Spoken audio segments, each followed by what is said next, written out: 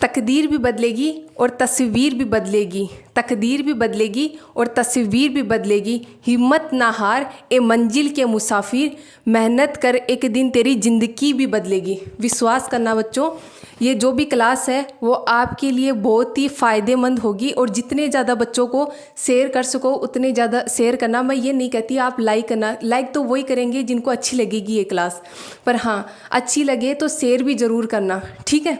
विश्वास ज़रूर करना या विश्वास रखना, क्योंकि विश्वास पे ही है ना दुनिया टिकी हुई है। विश्वास करके ही तो अर्जुन ने भगवान श्री कृष्ण को अपना गुरु माना था, ठीक। किसी को गुणवत्ता पसंद होती है तो किसी को संख्या पसंद होती है। जिसको संख्या पसंद होती है वो दुर्योधन बन जाता है और जिसको गुणवत्ता पसंद होती है वो अर्जुन बन जाता है, ठीक। और जिसको विश्वास पसंद होता है वो भगवान श्री राम बन जाता है। बुद्धिमान होने से अच्छा है कि आप विश्वासी बनो, क्योंकि विश्वासी हमेशा विवेकशील होता है और जो बुद्धिमानी होता है उसकी बुद्धि ही जागृत होती है।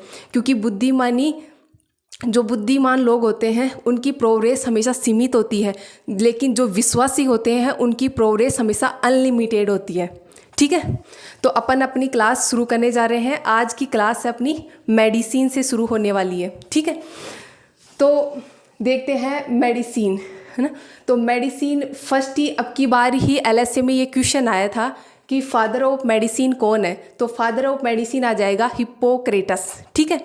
और मेडिसिन किसे कहते हैं कि विज्ञान की वह शाखा जिसके अंतर्गत पशुओं में होने वाले विभिन्न रोगों की aetiology, diagnose, treatment, necrosis, prevention, control आदि का अध्ययन किया जाता है, उसे ही मेडिसिन कहते हैं।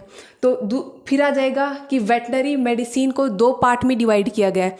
एक तो होती है क्लिनिकल वेटनरी मेडिसिन और एक होती है प्रिवेंटिव वेटनरी मेडिसिन। जो क्लिनिकल वेटनरी मेडिसिन होती है इसे जनरल मेडिसिन या इसे इंटरनल मेडिसिन भी कहा जाता है, जबकि प्रिवेंटिव मेडिसिन को क्या कहते हैं, उसे स्पेशल मेडिसिन भी कहते हैं, ठीक है।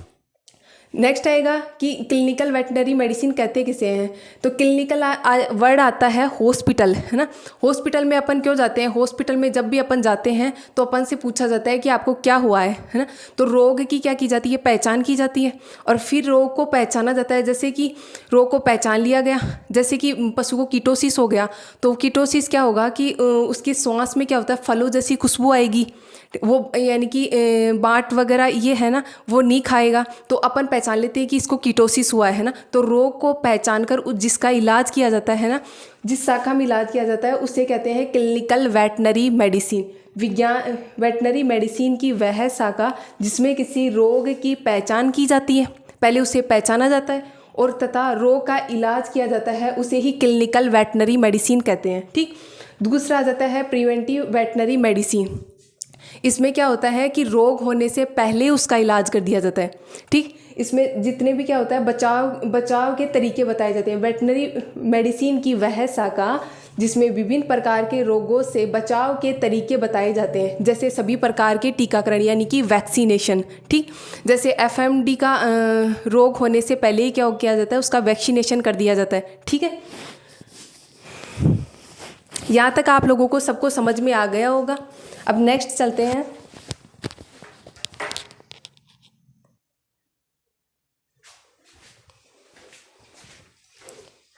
नेक्स्ट पॉइंट आएगा अपना डिजीज होता है।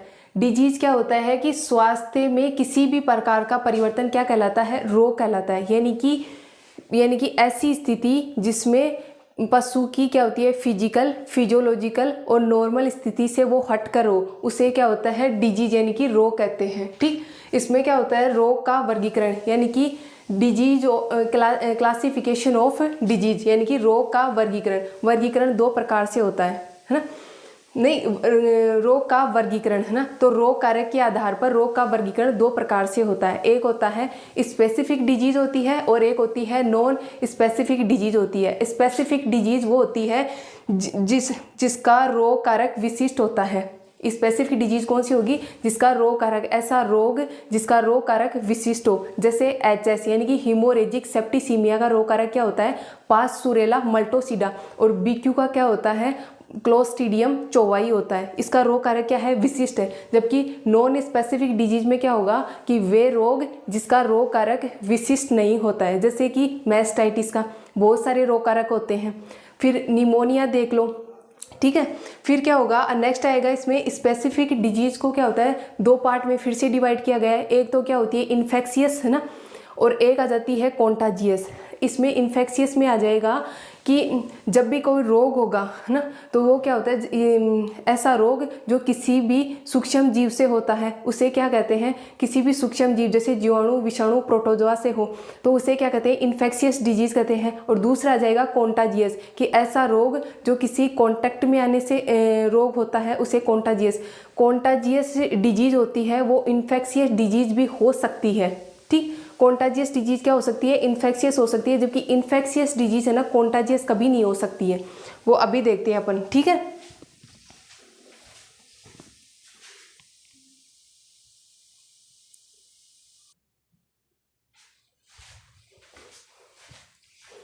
तो अपन देख रहे थे कि रोग कारक के आधार पे रोग का वर्गीकरण, है ना, रोग कारक के आधार पे कि रोग कितने प्रकार के होते हैं। तो स्पेसिफिक होते हैं और एक होते हैं नॉन स्पेसिफिक होते हैं। तो स्पेसिफिक अपने देख लिया जिसका रोग कारक विशिष्ट हो, और ऐसा रोग जिसका रोग कारक विशिष्ट नहीं हो।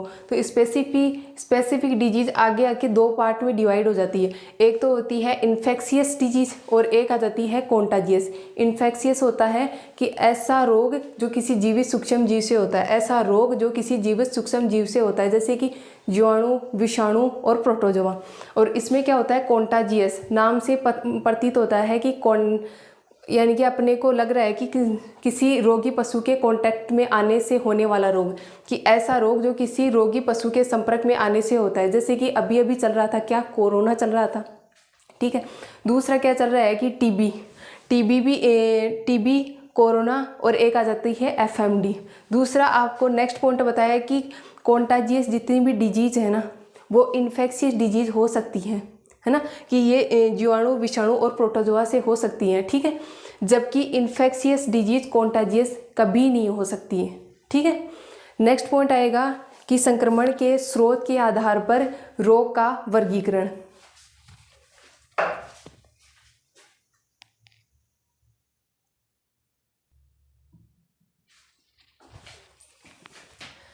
नेक्स्ट पॉइंट आ जाता है अपना कि संक्रमण के स्रोत के आधार पर रोग का वर्गीकरण। पहला अपने क्या पढ़ा था, रोग कारक के आधार पर रोग का वर्गीकरण।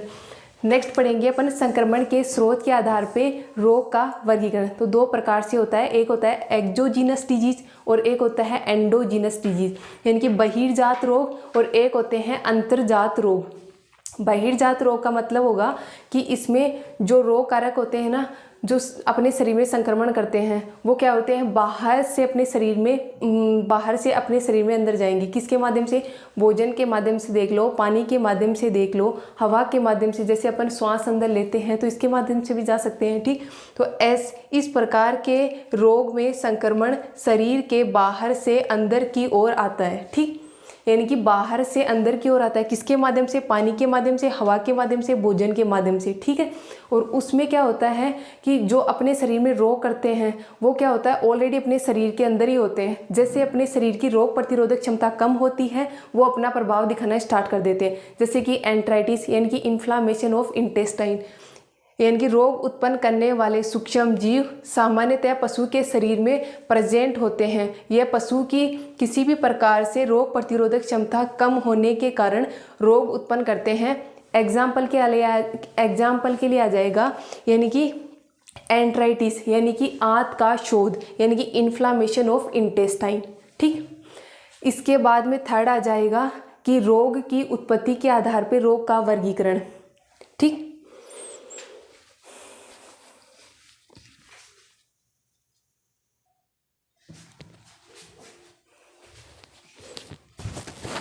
तो तीसरा आ जाएगा इसमें कि रोग की उत्पत्ति के तरीके के आधार पर रोग का वर्गीकरण, यानी कि मोड ऑफ ओरिजिन। इस आधार पे कितना होता है, 3 प्रकार का होता है। एक हेरिडिटरी डिजीज होती है, एक कंजेनाइटल डिजीज होती है और एक एक्वायर्ड डिजीज होती है, ठीक है। हेरिडिटरी डिजीज होती है कि इसे वंशागत रोग भी कहते हैं। ठीक, ऐसा रोग जो माता पिता से संतति में वंशानुगत होता है। कौन से आ जाएंगे? हीमोफीलिया आ जाएगा, इसका एग्जाम्पल आएगा हीमोफीलिया आ जाएगा, एपिलेप्सी आ जाएगा। ठीक है, दूसरे होते हैं कि नहीं, इसमें आ जाएगा ऐसा रोग जो माता पिता से संतति में वंशानुगत होता है। ठीक है, और एक आ जाएगा नेक्स्ट आ जाएगा कंजेनाइटल डिजीज, यानी कि जन्मजात रोग। इसमें आ जाएगा कि ऐसे रोग, इसमें तो है वंशानुगत हो रहा है, इसमें ऐसा नहीं है, इसमें कि ऐसा रोग जिसमें बच्चा है ना उस रोग को जन्म के साथ लेकर पैदा होता है, जैसे एट्रेसिया एनाई, यानी कि गुद्दा मार्ग का अपसेंट होना। क्या जाएगा? ऐसा रोग जिसको बच्चा जन्म के साथ लेकर पैदा होता है, उसे क्या कहते हैं? कंजेनाइटल डिजीज या जन्मजात रोग, यानी कि जन्म के साथ लेकर पैदा होता है। ठीक है, नेक्स्ट आ जाएगा एक्वायर्ड डिजीज, यानी कि अर्जित रोग। इसमें क्या है कि जैसे इसने जन्म ले लिया, अब जन्म से मृत्यु तक जो बीच की अवधि होती है, इसमें जिन जिन रोगों से ग्रसित होता है उन्हें क्या कहते हैं? एक्वायर्ड, यानी कि अर्जित रोग कहते हैं। जैसे कि एचएस से ग्रसित हो गया, बीक्यू से ग्रसित हो गया, ब्रूसेलोसिस से ग्रसित हो गया, टिटनस से ग्रसित हो गया, लेप्टोस्पायरोसिस, लिस्टेरियोसिस, कोई भी रोग मान लो, जितने भी इतने रोग है ना, वो जिनसे ग्रसित होता है उन्हें क्या कहते हैं? अर्जित रोग कहते हैं।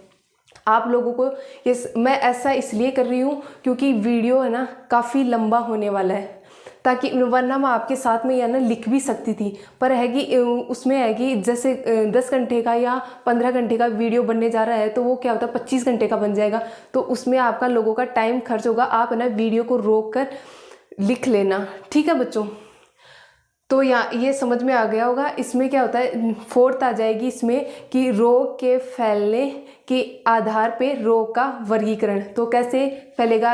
उसमें आ जाएगा रोग के फैलने के आधार पे आ जाएगा स्पोरेडिक डिजीज होती है, एक होती है एंजूटिक डिजीज होती है, एंजूटिक डिजीज होती है, फिर क्या होती है? एंडेमिक डिजीज होती है, इपीजूटिक डिजीज होती है, इपीडेमिक डिजीज होती है। ठीक, ये पढ़ेंगे उसमें।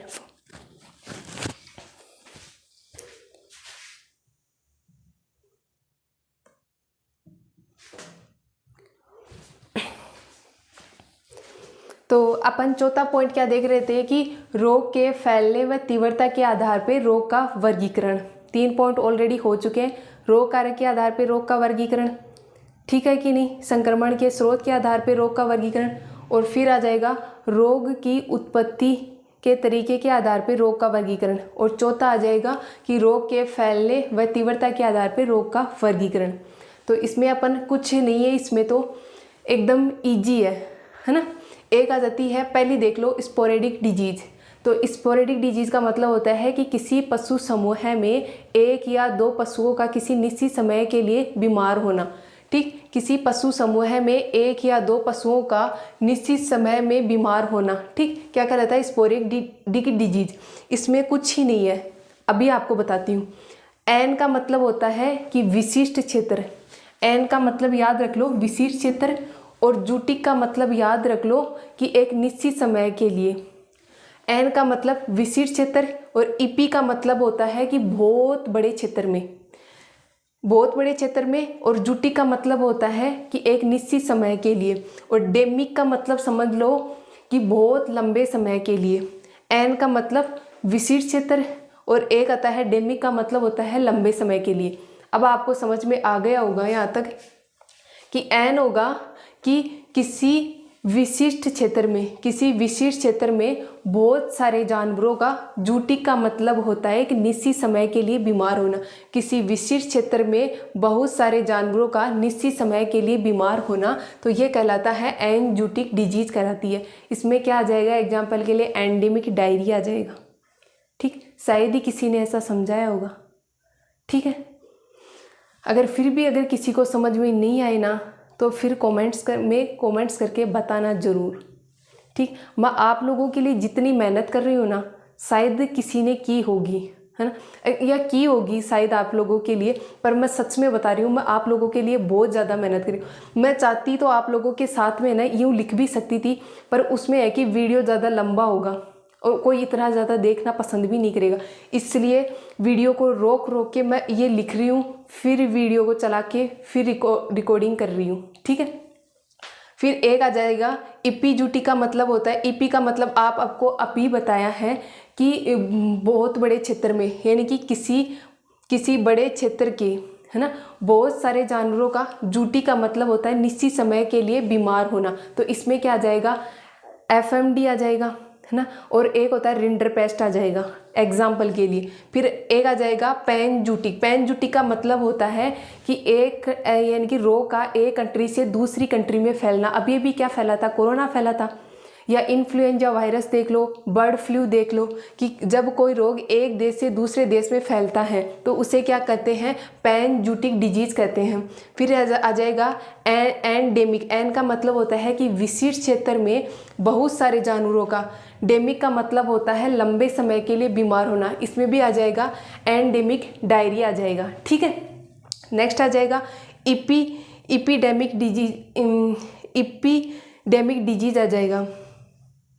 इपीडेमिक डिजीज यानी कि बहुत बड़े क्षेत्र में, यानी कि बड़े क्षेत्र में, किसी बड़े क्षेत्र में बहुत सारे जानवरों का। डेमिक का मतलब होता है लंबे समय के लिए बीमार होना, वही एफएमडी और रिंडरपेस्ट आ जाएगा, है कि नहीं है। ये आपकी है ना जो कॉलेज की एग्ज़ाम होती हैं उसमें भी काम आने वाला है, ठीक है। जो सेकेंड ईयर के बच्चे हैं ना उनको भी काम में आएगा। तो इसमें अब नेक्स्ट पॉइंट है, 5वां पॉइंट आ जाएगा इसमें कि रोग में, है ना, रोग में शरीर के शामिल हिस्से के आधार पे रोग का वर्गीकरण होता है। एक होता है लोकेलाइज्ड होता है और एक होता है जनरलाइज्ड होता है। लोकेलाइज्ड का मतलब होता है कि शरीर का कोई एक हिस्सा या अंग ही क्या होता है उस रोग से ग्रसित है, जैसे कि फ्रैक्चर हो गया। और जनरलाइज्ड होता है कि रोग में क्या होता है, शरीर का क्या होता है, शरीर संपूर्ण शरीर में क्या होता है रोग होता है, उसे क्या कहते हैं, जनरलाइज्ड कहते हैं।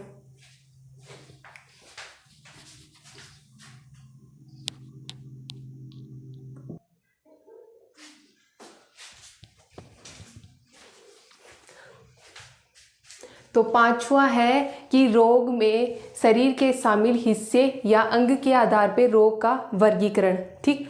एक तो होता है, इस आधार पे 2 प्रकार का होता है, एक तो लोकेलाइज्ड होता है और एक होता है जनरलाइज्ड। अभी आपको थोड़ी देर पहले बताया है कि लोकेलाइज्ड होता है जिसमें शरीर का कोई एक अंग ही रोग से ग्रसित होता है, जैसे कि कोई फ्रैक्चर हो गया या टेल गैंग्रीन हो गया। इसमें बॉडी का कोई एक अंग या हिस्सा ही शामिल होता है, फ्रैक्चर हो जाना, टेल गैंग्रीन हो जाना, ठीक।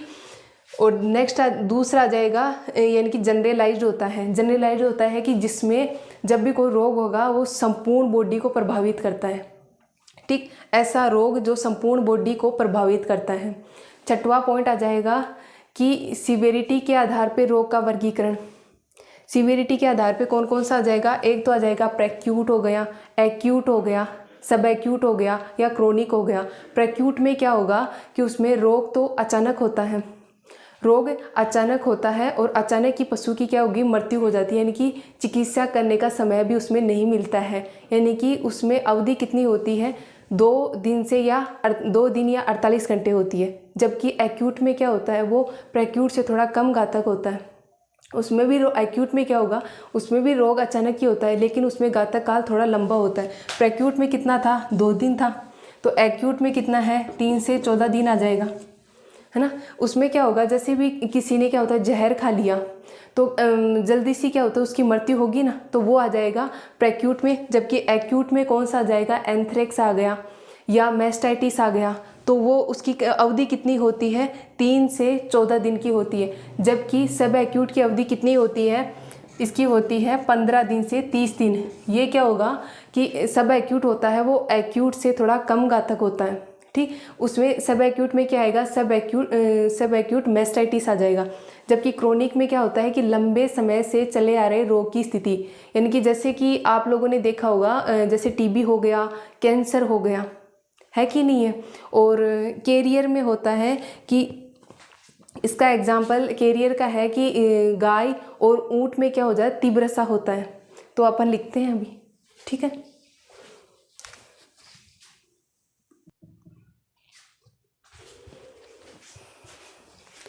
हाँ, तो अपन पढ़ रहे हैं, ये 6वां पॉइंट है कि संक्रमण की अवधि या गंभीरता यानी कि सीवेरिटी के आधार पे रोग का वर्गीकरण, जो आपको मैंने अभी बता दिया है, ठीक। क्या बताया है कि प्रेक्यूट अवधि कितनी होती है? प्रेक्यूट में क्या होता है? प्रेक्यूट यानी कि रोग तो अचानक होता है और पशु की तुरंत ही क्या हो जाती है? मृत्यु हो जाती है, यानी कि चिकित्सा करने का समय नहीं मिलता है। अवधि कितनी बताई है? 2 दिन बताई है। किसमें? पॉइजनिंग के केस या फिर रिंडरपेस्ट में। ठीक। दूसरा क्या होता है? एक्यूट। ये इसी के जैसा होता है, एक्यूट के जैसा होता है, लेकिन इसकी जो रोग अचानक होता है, लेकिन जो घातक समय होता है थोड़ा लंबा होता है। कितना होता है? 3 से 14 दिन का होता है। और क्या आ जाएगा? ये मैस्टाइटिस या एंथ्रेक्स कर लो। सब एक्यूट में क्या होगा? ये एक्यूट से थोड़ा कम घातक होता है, यानी कि 15 अवधि कितनी होती है? 15 से 30 दिन होती है, यानी कि सब एक्यूट मैस्टाइटिस आ जाएगा। नेक्स्ट आ जाएगा यानी कि क्रोनिक। क्रोनिक में होता है कि जो रोग क्या होता है लंबे समय से चले आ रहे हो। अवधि कितनी आ जाएगी? 30 दिन से अधिक, यानी कि टीबी और कैंसर। कैरियर में क्या होता है कि जो रोग के कीटाणु होते हैं जो पशु के शरीर में होते हैं, जैसे कोई पशु उनके स्वस्थ पशु उनके कांटेक्ट में यानी कि संपर्क में आता है तो वो जो रोग के कीटाणु उनको स्थानांतरित कर देते हैं, जिससे वह स्वस्थ पशु क्या होता है उस रोग से ग्रसित हो जाता है। उसकी अवधि कितनी होती है? 3 माह से 3 वर्ष तक भी हो सकती है, जैसे आपने देखा होगा गाय व ऊंट में सर्रा यानी कि तिब्रसा। नेक्स्ट पॉइंट आ जाता है क्षेत्र के यानी कि रीजन के आधार पे रोग का वर्गीकरण। तो 2 प्रकार से होता है, एक होती है इंडिजिनस डिजीज होती है और एक आती है एक्जोटिक डिजीज। इंडिजिनस डिजीज होती है कि देसी बीमारियां और एक्जोटिक डिजीज होती है विदेशी बीमारियां। देसी कौन सी होती है? कि वे बीमारियां जिनका उत्पत्ति क्षेत्र खुद का जन्म स्थान हो, है ना। तो इसमें कौन आती है? एफएमडी और टीबी, ये अपने ही देश की हैं। ठीक है। अभी आपको बताया कि जिनका उत्पत्ति क्षेत्र खुद का जन्म स्थान हो, और एक्जोटिक डिजीज में होती हैं वे बीमारियां जो विदेशों से आई हो, जैसे अभी क्या आया है? कोरोना आया है। दूसरा क्या होता है? अफ्रीकन और सिकनेस और यानी कि ब्लड फ्लू। फिर आ जाएगा इसमें एक और लास्ट पॉइंट बचा है 8वां कि शरीर के अंग की संरचना और क्रियात्मकता के आधार पे रोग का वर्गीकरण। तो वो अभी अपन देखते हैं।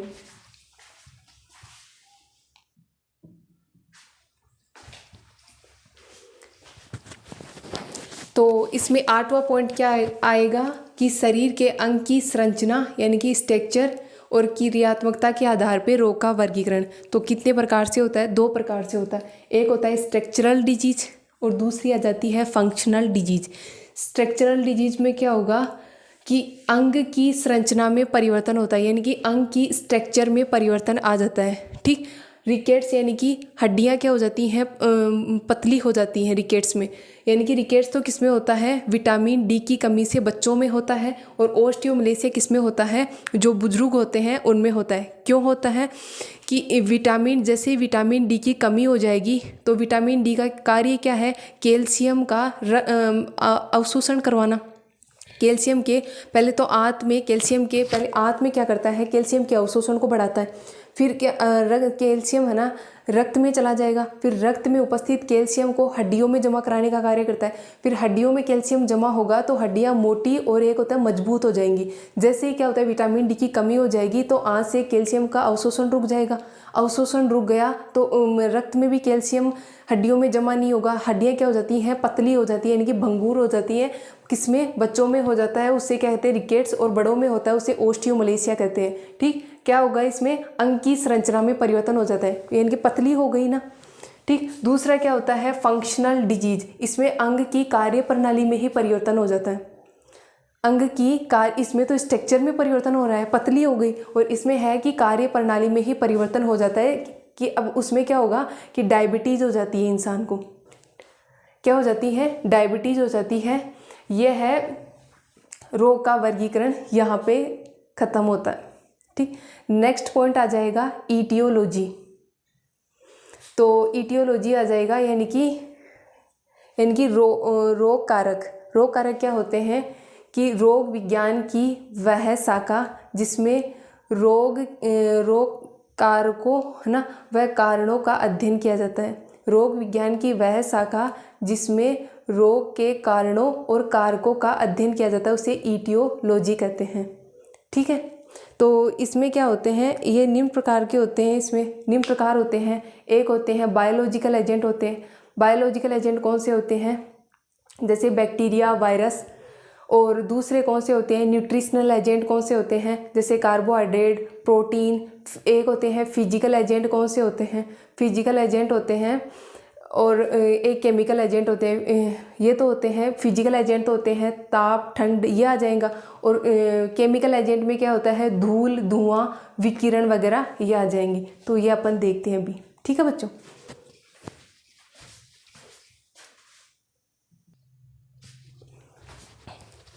हाँ तो बच्चों अपन पढ़ रहे हैं, नेक्स्ट पॉइंट है अपना ईटियोलॉजी, यानी कि रोग कारक। क्या होता है कि विज्ञान की वह शाखा जिसके अंतर्गत रोगों के कारणों व कारकों का अध्ययन किया जाता है ना, उसे क्या कहते हैं ईटियोलॉजी कहते हैं। इसके कारक निम्न होते हैं, ये हैं कारक। एक होता है बायोलॉजिकल एजेंट। बायोलॉजिकल एजेंट कौन कौन से होते हैं, बैक्टीरिया, वायरस, प्रोटोजोआ। फिर आते हैं न्यूट्रिशनल एजेंट, कौन कौन से होते हैं, प्रोटीन, कार्बोहाइड्रेट, वसा। और केमिकल एजेंट धूल, धुआं। और केमिकल एजेंट धूल, धुआं। फिजिकल एजेंट ताप और ठंड। और मैकेनिकल एजेंट क्या होते हैं, फ्रैक्चर हो गया, डिसलोकेशन हो गया। नेक्स्ट पॉइंट आएगा अपना डायग्नोसिस। डायग्नोसिस क्या होता है कि रोग को पहचानने की कला को ही क्या कहते हैं, डायग्नोसिस कहते हैं, है ना। तो किस प्रकार से किया जाता है, 3 प्रकार से किया जाता है। एक तो डायरेक्ट डायग्नोसिस होता है कि किसी चिकित्सक ने बीमार पशु को देखा और क्या होता है रोग बता दिया। जैसे कि कोई पशु ऐसा आकृति में बैठा है तो बता दिया कि इसको मिल्क फीवर है ना। फिर एक होता है डायरेक्ट डायग्नोसिस हो गया कि पशु के द्वारा या जो रोगी पशु है उसके द्वारा प्रदर्शित है ना जो रोग के लक्षणों को देखते ही चिकित्सक पहचान लेता है। तो ये रोग के लक्षणों को देखकर ही बता देता है कि उस पशु को हुआ क्या है आखिरकार, ठीक है।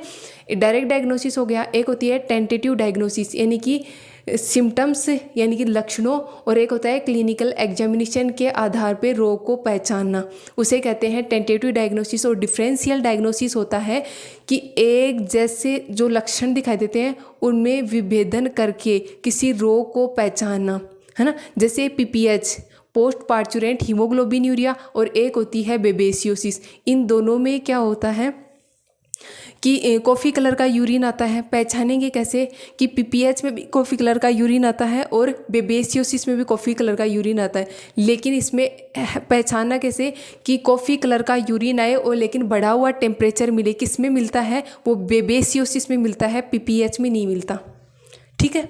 तो वो भी अपन देखते हैं अभी। आपको समझ में आ तो रहा है ना बच्चों।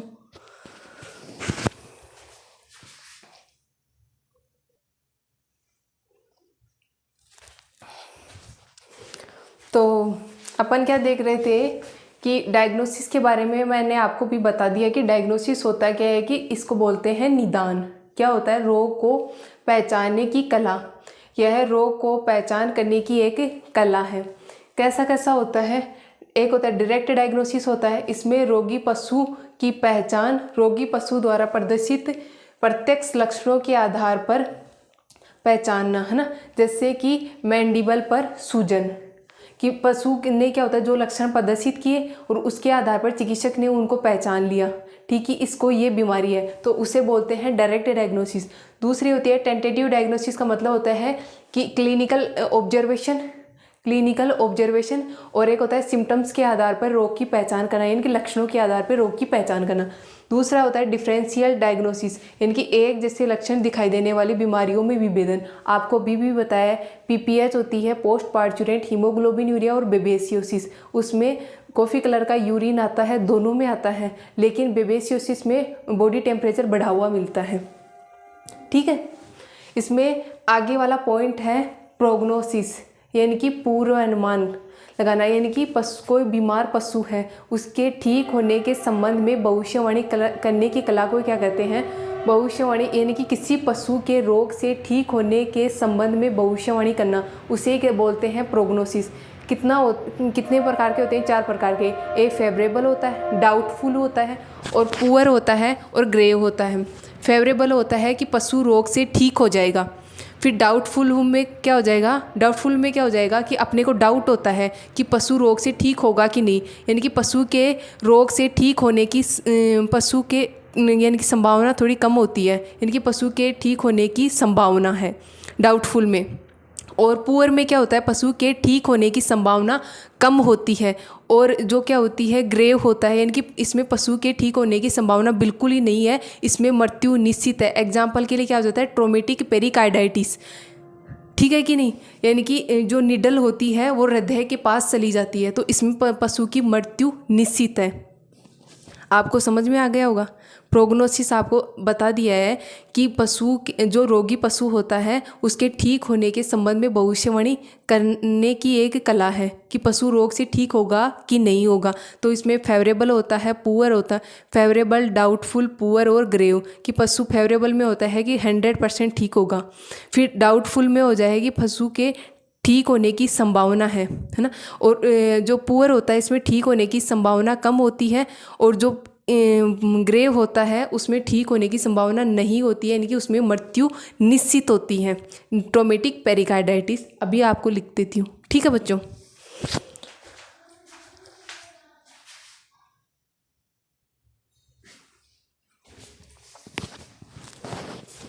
तो अपन देख रहे थे कि प्रोग्नोसिस क्या होता है, यानी कि प्रोग्नोसिस होता है कि पूर्व अनुमान, कि पशु रोग से ठीक होने के संबंध में भविष्यवाणी करने की कला को क्या कहते हैं, प्रोग्नोसिस, यानी कि पूर्व अनुमान। टाइप ऑफ प्रोग्नोसिस कितने होते हैं, 4 होते हैं। फेवरेबल होता है, पशु ठीक हो जाएगा, अभी आपको बताया था।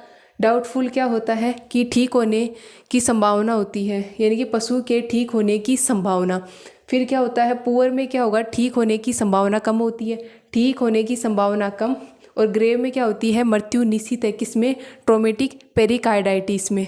फिर क्या होता है कि संक्रमण के स्तर के आधार पे, नेक्स्ट पॉइंट आएगा कि संक्रमण के स्तर के आधार पे रोग तो 3 प्रकार का होता है, प्राइमरी डिजीज, सेकेंडरी डिजीज या इंटरकरेंट डिजीज होती है। प्राइमरी डिजीज में क्या होगा कि वह रोग, यानी कि रोग जीवाणु से हो या विषाणु से हो, स्वतंत्र रूप से होता है, ठीक है। सेकेंडरी डिजीज में क्या होता है, जब भी कोई वायरल डिजीज होती है उसमें सेकेंडरी बैक्टीरियल इन्फेक्शन हो जाता है, उसे सेकेंडरी डिजीज कहते हैं। और इंटरकरेंट डिजीज क्या होता है कि प्राइमरी डिजीज के परिणाम स्वरूप, है ना, जो यानी कि प्राइमरी डिजीज के परिणाम स्वरूप, प्राइमरी डिजीज के परिणाम स्वरूप जो रोग पैदा होता है उसे इंटरकरेंट डिजीज कहते हैं। जैसे कि जब भी पशु को एफएमडी होता है तो एफएमडी में क्या होता है, पशु क्या होता है, गर्मियों में हाँफता है, यानी कि पेंटस हो जाता है उसको, ठीक है। और जो क्या होता है, डॉग होता है, उसमें क्या होता है, केनाइन क्या होता है, डिस्टेम्पर हो जाता है, यानी कि कोरिया होता है। डॉग में क्या होता है, केनाइन डिस्टेम्पर होता है, उसमें क्या होता है, कोरिया हो जाता है। और एफएमडी में क्या होता है, पेंटस हो जाता है, यानी कि पशु गर्मियों में हाँफता है।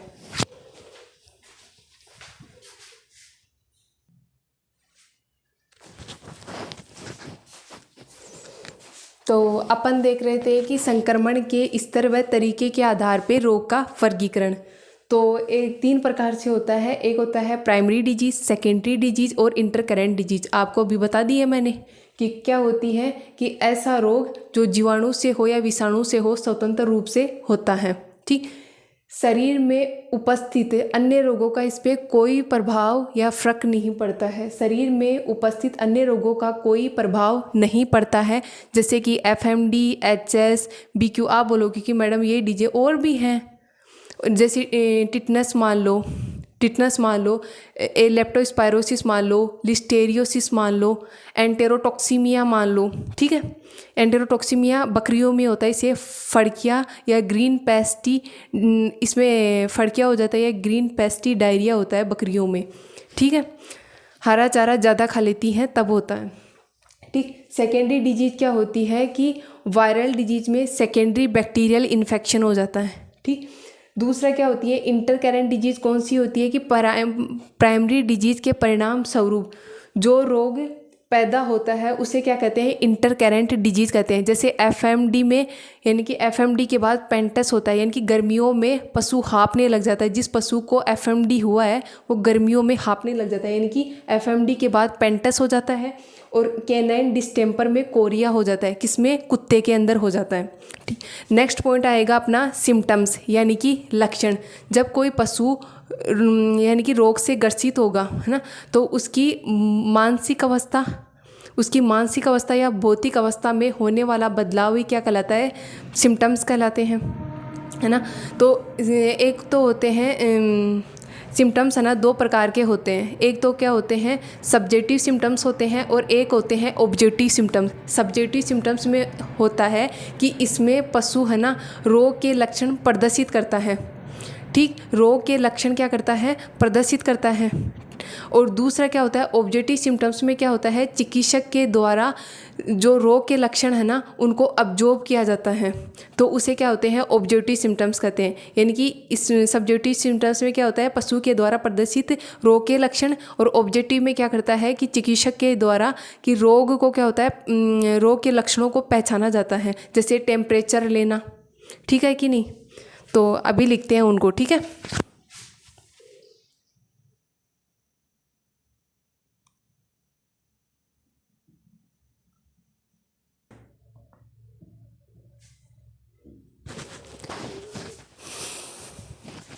तो अपन पढ़ रहे थे सिम्टम्स। सिम्टम्स क्या होते हैं, लक्षण, कि जब भी कोई पशु क्या होता है, बीमार होता है तो उसके खाने पीने, चलने फिरने, उठने बैठने के तरीके क्या होते हैं, बदल जाते हैं, है ना। तो इसमें क्या होता है, बदल जाते हैं, तो अपन क्या मानते हैं कि वो रोग से ग्रसित हो गया, है ना। तो उसके क्या होते हैं, जो लक्षण प्रदर्शित करता है, तो उसे क्या करते हैं, जो बीमारी के लक्षण प्रदर्शित करता है उसे बोलते हैं सिम्टम्स, यानी कि लक्षण। किसी पशु की सामान्य भौतिक अवस्था या मानसिक अवस्था में होने वाला बदलाव ही सिम्टम्स या क्लिनिकल साइन कहलाता है, ठीक है। इसमें क्या होते हैं, सिम्टम्स स्पष्ट हो भी सकते हैं और नहीं भी हो सकते हैं, जबकि क्लिनिकल साइन हमेशा क्या होते हैं, स्पष्ट होते हैं। इसमें सिंपल याद रख लो, जब भी कोई पशु बीमार होता है तो उसके खाने पीने, उठने बैठने, चलने फिरने में जो भी क्या होता है, बदलाव आता है, उसे क्या कहते हैं, लक्षण कहते हैं, ठीक। दूसरा क्या हो जाता है, टाइप ऑफ सिम्टम, दो प्रकार के होते हैं, अभी आपको बताया, सब्जेक्टिव सिम्टम होता है और एक होता है ऑब्जेक्टिव सिम्टम्स होता है। सब्जेक्टिव में क्या होता है, जो पशु बीमार होगा ना वो क्या होता है, खुद लक्षण प्रदर्शित करता है, और इसमें क्या होता है, ऑब्जेक्टिव सिम्टम्स में क्या होता है, चिकित्सक के द्वारा खुद ऑब्जर्व किया जाता है, ऑब्जर्व किया जाता है, यानी कि उन लक्षणों को देखा जाता है। यानी कि इसमें कोई रोगी पशु द्वारा सीधे प्रदर्शित किए गए लक्षण, है ना, जैसे घोड़े के पेट दर्द होगा तो फ्लैंक की तरफ देखता है, घोड़े में पेट दर्द होने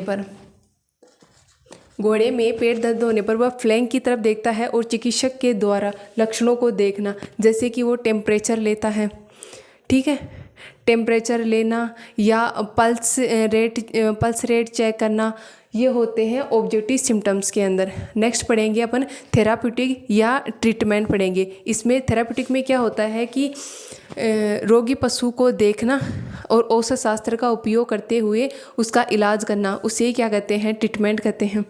इसमें बहुत सारे हैं, इम्पीरियल थेराप्यूटिक होता है, रेशनल थेराप्यूटिक होता है, स्पेशियल यानी कि सिम्टोमेटिक थेराप्यूटिक होता है, और स्पेशियल थेराप्यूटिक होता है, जनरल थेराप्यूटिक होता है। तो वो अभी अपन देखते हैं, ठीक है।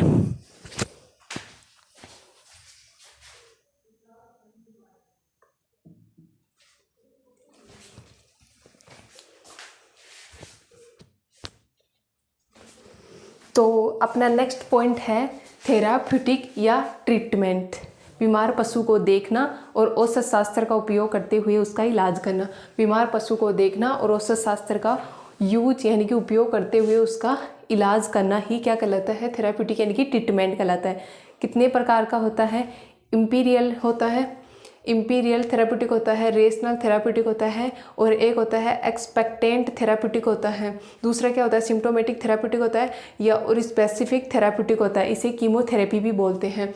इम्पीरियल थेराप्यूटिक में क्या होता है कि इस पद्धति में, है ना, औषध शास्त्र का उपयोग नहीं किया जाता, यानी कि बिना औषधियों का उपयोग किए केवल अनुभव के आधार पर ही इलाज किया जाता है। किसमें, इम्पीरियल थेराप्यूटिक में अनुभव के आधार पर इलाज किया जाता है। जैसे कि मिल्क फीवर में क्या होता है, अडर में हवा भर दी जाती है। मिल्क फीवर में एग्जाम्पल है, मिल्क फीवर में अडर में हवा भरना। क्यों, क्योंकि जैसे ही हवा भरी जाती है तो दूध का सिक्रेशन कम हो जाएगा, दूध का सिक्रेशन कम हो जाएगा तो कैल्शियम का आना भी कम हो जाएगा, क्योंकि दूध में तो कैल्शियम आ रहा है, तो कैल्शियम आना कम हो जाएगा तो मिल्क फीवर भी कम हो जाएगा। दूसरा क्या आ जाता है, रेशनल थेराप्यूटिक। इसमें क्या होता है, और जो बीमार पशु का इलाज औषध शास्त्र के सिद्धांतों पर किया जाता है। इसमें पेट की अम्लता में सोडियम बाइकार्बोनेट का देना, या ज़्यादा लार का क्या होता है सीक्रेशन हो रहा है तो एट्रोपिन सल्फेट का देना। ठीक है। दूसरा क्या होता है, एक्सपेक्टेंट थेराप्यूटिक है ना।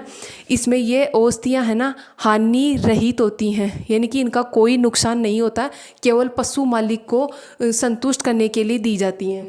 पशु मालिक को केवल संतुष्ट करने के लिए दी जाती है। कौन सी होती हैं, या तो यानी कि पशु मालिक के दिमाग में कुछ उल्टा ही चलने लग जाता है, जैसे उसकी भैंस ने आज कम दूध दिया तो उसे लगता है पता नहीं अब उसकी भैंस है ना बीमार हो गई हो, तो है ना जो भी क्या होते हैं, जो कंपाउंडर वगैरह या डॉक्टर आते हैं वो क्या करते हैं, उनके सामने पानी का इंजेक्शन लगा देते हैं। इसमें क्या होता है, कौन सी दी जाती हैं, एक होता है कैल्शियम ग्लूकोनेट होता है, और या कैल्शियम लैक्टेट। कैल्शियम ग्लूकोनेट या कैल्शियम लैक्टेट है ना, सही तो बोल रही हूँ ना मैं, हाँ कैल्शियम ग्लूकोनेट या कैल्शियम लैक्टेट का देना। ठीक है। यानी कि केवल वो हानि रहित होती हैं, इनका क्या होता है कोई नुकसान नहीं होता है। ठीक है। दूसरा क्या होता है, सिम्टोमेटिक थेराप्यूटिक। सिम्टोमेटिक यानी कि यह चिकित्सा पूर्ण रूप से बीमारी के लक्षणों पर आधारित होती है। यह चिकित्सा पूर्ण रूप से बीमारी के लक्षणों पर आधारित होती है, जैसे कि क्या होता है उत्तेजना को कम करने के लिए सेडेटिव का देना।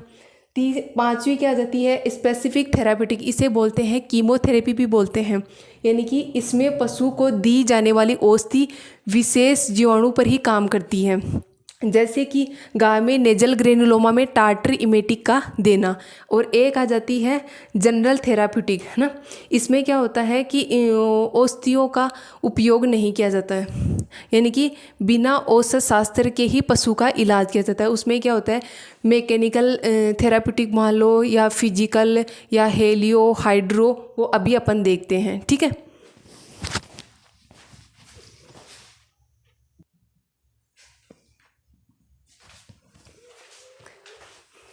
तो अपना जो अपन ने क्या होता है इंपीरियल थेराप्यूटिक पढ़ लिया, रेशनल पढ़ लिया, सिम्टोमेटिक पढ़ लिया है ना, और स्पेसिफिक थेराप्यूटिक पढ़ लिया। फिर इसमें आ जाएगा जनरल थेराप्यूटिक होती है, कि इसमें क्या होता है, इस पद्धति में रोग का उपचार बिना औषधि के किया जाता है, बिना औषधि के किया जाता है। तो कौन से हैं, मैकेनिकल थेराप्यूटिक में कैसे करेंगे, तेल व मलहम आदि की मालिश से उपचार करेंगे, किसमें, मैकेनिकल थेराप्यूटिक में। जबकि फिजिकल थेराप्यूटिक में किससे करेंगे, कि मिट्टी गुड़ आदि को कपड़े में बांधकर सेक करना है ना, उसके द्वारा करेंगे। जबकि हीलियोथेरेपी में क्या होगा, कि चुंबक के द्वारा उपचार करना, या सूर्य की किरणों के द्वारा उपचार करना।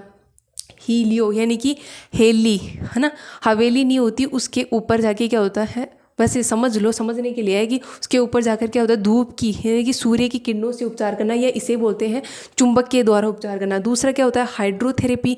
हाइड्रो यानी कि जल, यानी कि गर्म और ठंडे जल का उपयोग कर उपचार करना। पांचवा क्या जाएगा, प्रिवेंटिव मेडिसिन, यानी कि टीका लगाकर बीमारियों का इलाज करना।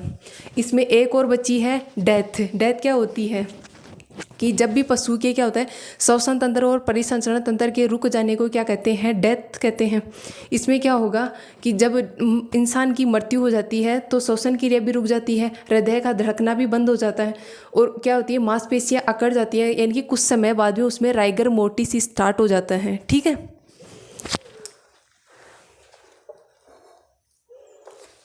अब डेथ का तो क्या लिखूंगी यार, बता तो दिया कि जो श्वसन की क्रिया, और एक होता है रक्त परिसंचरण तंत्र के बंद हो जाने को क्या कहते हैं, डेथ कहते हैं। ठीक। अब नेक्स्ट पढ़ेंगे अपन हिस्ट्री टेकिंग।